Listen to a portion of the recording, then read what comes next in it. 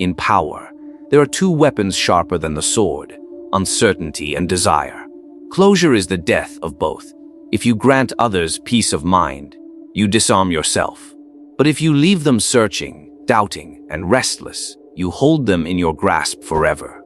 Most people ruin their influence by giving others clarity. They reveal their thoughts, explain their actions, and answer every question. In doing so, they remove mystery and surrender control. Today, I will show you Machiavelli's law of psychological leverage. Never give them closure. By the end, you will understand how to keep others hooked, uncertain, and bound to you without chains. Closure, a word that weak minds crave, but strong minds weaponize. Why do so many people demand it? Because the human heart, when faced with uncertainty, trembles. It seeks finality, resolution, answers that bring peace. But peace is death to influence. Peace is the end of power.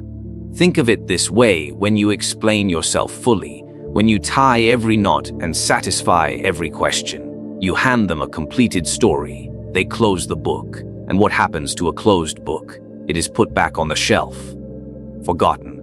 Dust begins to gather, and curiosity dies.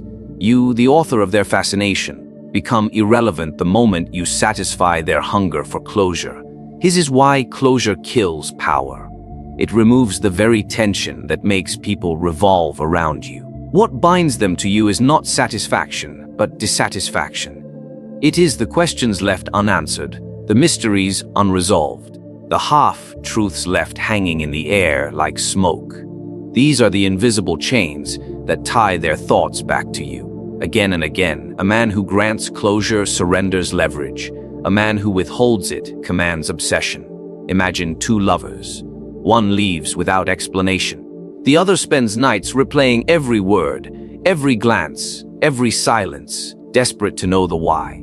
Who holds the power now? Not the one who stayed, not the one who explained, but the one who walked away in silence, leaving behind a storm of unanswered questions. That absence becomes more powerful than presence itself. And this does not only apply to matters of love. It is the same in politics, in business, in rivalry. If you give your enemy closure, they will sleep peacefully, rebuild, and return to strike. But if you leave them in doubt, uncertain of your motives, never sure whether you are finished or plotting in the shadows, they cannot rest. They waste their strength imagining what you might do next. And in their sleepless nights, you win without raising your sword. The truth is this: people are addicted to certainty. They cling to it as a drowning man clings to wood. They want to know where they stand with you. They want to know what you mean, what you intend, what you truly feel. But the moment you tell them, you destroy the very advantage you had. Because once they know, they stop searching. Once they stop searching, they stop thinking of you. And once they stop thinking of you, you no longer control them. Closure, in its essence, is finality. It is the end of the conversation, the end of the relationship, the end of curiosity. And power, true power, does not live in endings. It lives in continuations. It lives in the unfinished sentence, the unexplained silence, the sudden withdrawal that forces the other to lean forward, desperate to know more. That is where your leverage grows. Consider how rulers throughout history have ruled not only with armies, but with mystery. A ruler who never reveals the whole truth forces his subjects into a state of constant guessing. Is he merciful or is he cruel? Is he planning war or preparing peace? Is he watching them or has he turned his eyes elsewhere? That uncertainty forces obedience, because to rebel under uncertainty is to risk suicide. People obey not always because of what they know, but because of what they fear they do not know. Now imagine if such a ruler explained everything, revealed his entire hand, and gave his people perfect clarity. The guessing would end, the fear would vanish, and so too would his power. Transparency is praised by fools who have no desire to rule. Secrecy, ambiguity, and withheld closure are praised by those who understand that power is not built on kindness. It is built on control of the mind. Therefore, to grant closure is to cut your own throat. To give people neat endings is to free them from your grasp. The questions left unanswered, the intentions left unstated, the silence left hanging, these are your weapons. For it is not certainty that enslaves the human heart, but uncertainty. The human mind is a restless beast. It does not sit quietly in the dark. It claws, it scratches, it gnaws at the silence until it bleeds with answers. When certainty is denied, the mind becomes a prisoner of its own imagination. And this prison, this cage of unease, is where true power lies. Understand this: uncertainty is torment. It burns deeper than betrayal, because betrayal at least gives the victim something solid to grasp. But uncertainty leaves them floating in the void. They wonder, they doubt, they question endlessly. Was I wrong? Was I betrayed? Was I loved? Was I hated? Their mind becomes a battlefield where no peace treaty can be signed. And while they fight themselves, you stand above them, untouched, the architect of their confusion. This is why unease is a tool sharper than steel.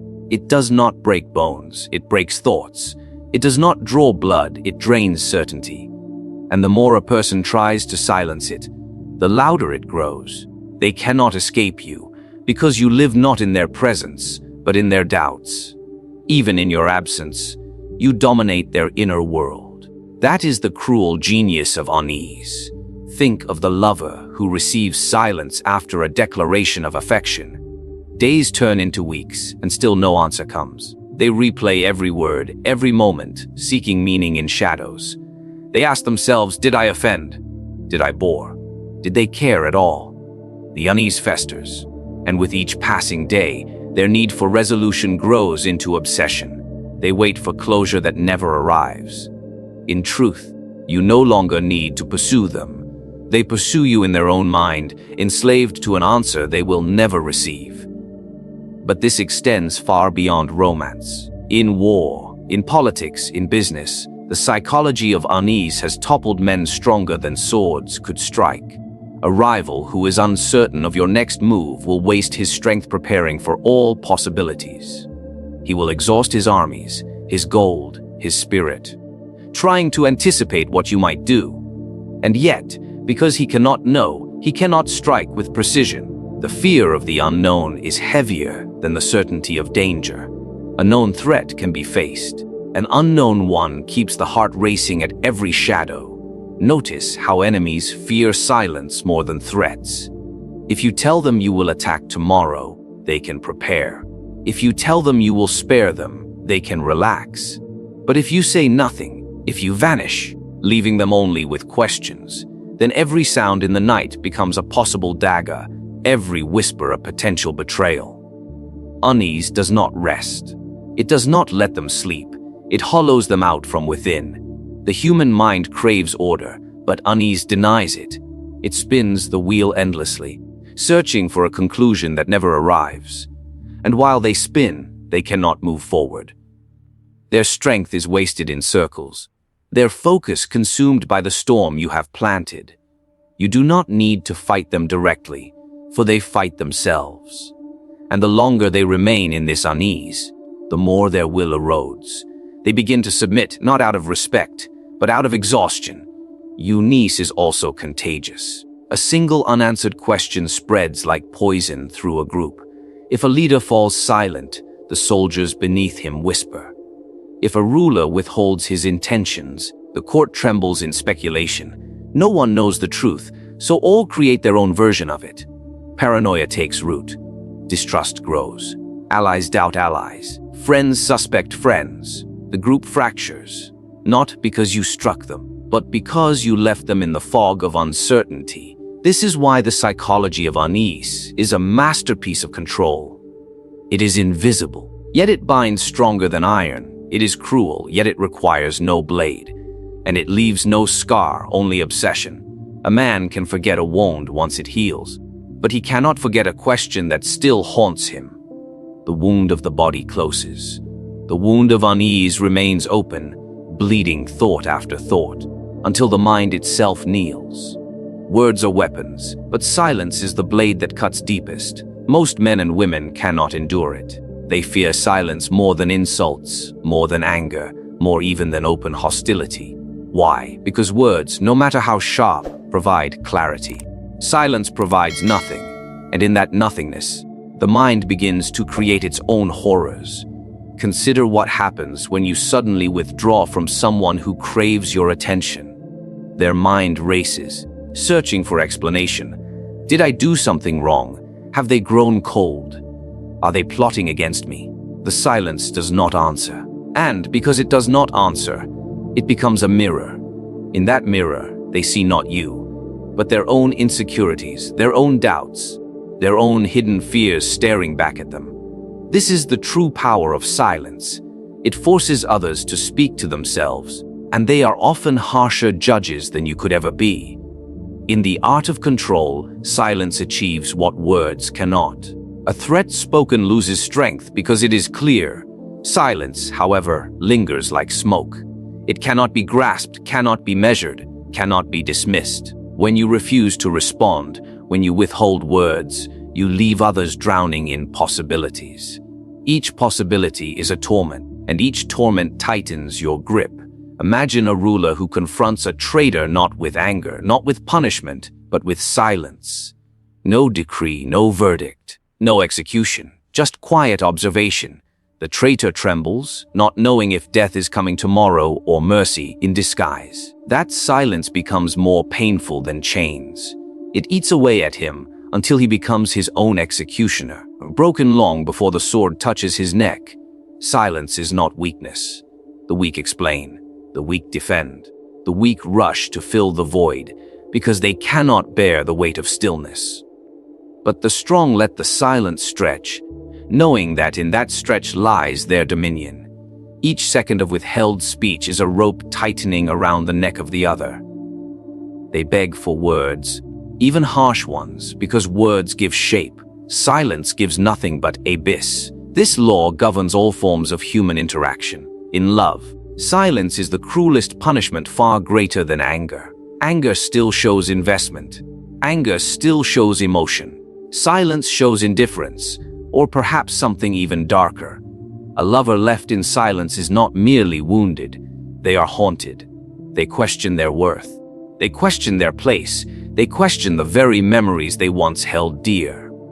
Silence makes them doubt whether any of it was ever real.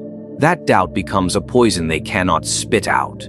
In rivalry, silence is a tactic of fear. An enemy who shouts his intentions allows you to prepare. An enemy who falls silent keeps you awake at night. Is he gathering allies? Is he planning revenge? Or has he forgotten you altogether? Every path is possible, and that uncertainty is unbearable. The silence becomes an invisible army, marching in the imagination of the rival until he is defeated by his own suspicion. Even in the councils of power, silence is the mark of dominance. When others rush to argue, explain, or justify, the one who listens quietly without reply becomes the axis around which the room revolves. All eyes turn toward him, waiting for his words, and the longer he withholds them, the more his silence gains weight. By the time he finally speaks, a single phrase carries more authority than the endless speeches of others. But silence must be wielded with mastery. It is not mere absence of speech, but deliberate withholding. It is the choice to leave questions unanswered, to let emotions ferment in the void, to allow doubt to grow wild like weeds. Words close doors. Silence leaves them open, yet guarded, drawing the restless closer while denying them entry. In this way, silence is not emptiness, but presence magnified 100 times. A man who knows how to command silence holds the strongest weapon of all. For while words may move the tongue, silence moves the soul. It does not strike once and end. It strikes endlessly, echoing in the chambers of the mind, long after sound has faded. That echo becomes obsession, and obsession is the leash with which you guide others. Power is rarely maintained by complete rejection or complete acceptance. Both extremes free the other person. To cut someone off entirely releases them from hope, and to embrace them fully releases them from fear. But when you leave the door half open, when you grant neither certainty nor finality, you trap them between hunger and hesitation. they cannot leave, and they cannot rest. The human mind thrives on possibilities. It clings to what may still be, even if only a sliver of chance remains. By keeping the door half open, you give them just enough warmth to hope, but never enough to feel secure. They linger, waiting, wondering, replaying every detail, because they do not know where they stand. This state is not peace. It is captivity disguised as possibility. Consider the lover who is told, "It is over, and I shall never return." Though they may suffer, the wound eventually closes. They mourn, they grieve, but in time they move on. Now consider the one who is told nothing, only silence, or vague words that promise nothing yet suggest something. This lover cannot heal, because the wound remains fresh. They wait at the half-open door year after year, unable to step away because a fragment of hope still breathes. That hope, fragile as it is, becomes your chain around their soul. This principle is as ancient as power itself. Rulers understood that mercy must be shown sparingly, promises must be left unfinished, and threats never fully resolved. An enemy who knows he has been forgiven is freed. He may one day rise again against you. But an enemy who is left uncertain, half condemned, half spared, lives each day in restless loyalty, grateful for a mercy that was never fully granted, fearful of a punishment that may still arrive. His loyalty is not love, but dependence on ambiguity. The door half open is also the foundation of influence in politics and business. To close a deal fully gives your partner certainty, and certainty allows them to walk away. To keep negotiations unresolved, to leave a portion always hanging, keeps them tethered to you. They remain cautious, invested, and unable to withdraw without wondering what they might lose. The unresolved becomes the invisible rope that binds them to your orbit. The power of the half-open door lies in its cruelty disguised as generosity. You do not reject them outright. You do not embrace them fully. Instead, you give them fragments, just enough kindness to ignite hope, just enough distance to fuel doubt. They will search for signs, they will imagine meanings, they will build entire stories in their minds around your smallest gesture. A glance, a word, a pause, all magnified because of the ambiguity you have created. This is why those who master power never give absolute clarity. The general who signals peace while sharpening his sword, the leader who promises reform but delays it endlessly, the rival who smiles without confirming his loyalty, all leave their doors half open. Those around them linger in the corridor, uncertain whether to enter or retreat. This uncertainty keeps them weak, while the one who controls the door remains strong. But do not mistake this law for mere cruelty. It is strategy. Finality liberates others from your grip. They may hate you, they may love you, but if they know exactly where you stand, they can adjust, rebuild, move forward. It is the absence of finality that enslaves them, the endless waiting, the perpetual wondering whether the door will swing open or close forever. That waiting consumes their thoughts, steals their sleep, and drains their will. And all the while, you need only hold the handle and refuse to decide. The brilliance of the half-open door is that it requires little effort from you. A few words withheld, a promise left vague, a silence maintained at the right moment, and they do the rest of the work themselves. They imagine, they analyze, they torment themselves into obedience. They become chained not by your actions, but by their own restless hope. And hope, when weaponized, is far stronger than fear alone. There is no greater chain upon the human mind than uncertainty of intention. To be clear, to be transparent, to reveal everything. This is to hand away your influence. But to be ambiguous, to let others wonder whether you are friend or foe, merciful or merciless, loyal or treacherous. That is to place them under your silent command. Ambiguity is control, because it forces others to think endlessly about you and never about themselves. The genius of ambiguity lies in the void it creates. When you refuse to state your position fully, you leave a vacuum, and nature despises a vacuum. Minds rush to fill it with interpretations, theories, and illusions. They whisper to themselves, perhaps he is with me, or perhaps he plots against me. Perhaps she loves me, or perhaps she despises me. This guessing game is exhausting, and while they drain themselves with uncertainty, you conserve your strength and tighten your hold. Consider a ruler who promises reform but never specifies when or how. The people cannot accuse him of betrayal, for he has not promised an exact path. Yet they cannot accuse him of neglect, for he has spoken words of hope. They are trapped in between, neither satisfied nor able to rebel. They wait, they watch, they interpret every gesture, hoping to divine his true intention. Ambiguity becomes his shield. Ambiguity becomes his sword. In personal dealings, the same law holds. If you confess all your feelings, you give others power over you. If you declare, I am your ally, you grant them certainty and control.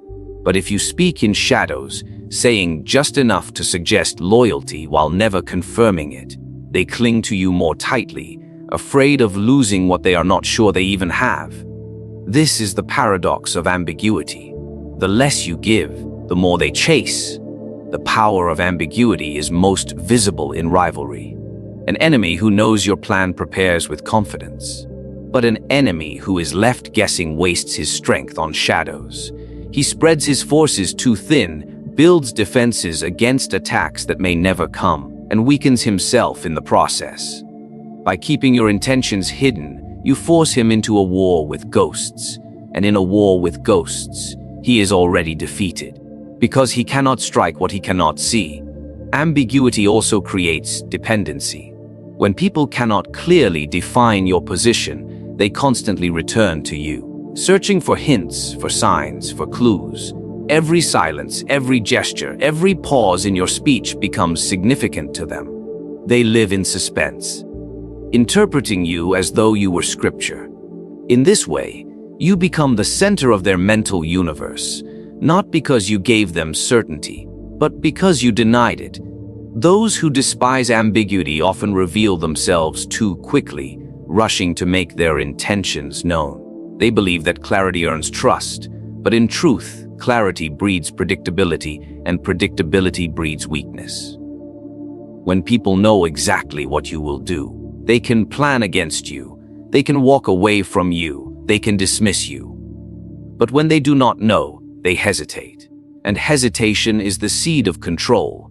Think of a monarch who punishes one rival with cruelty and another with mercy, yet explains neither choice. The court trembles, wondering what governs his hand. Is it loyalty? Is it fear? Is it whim?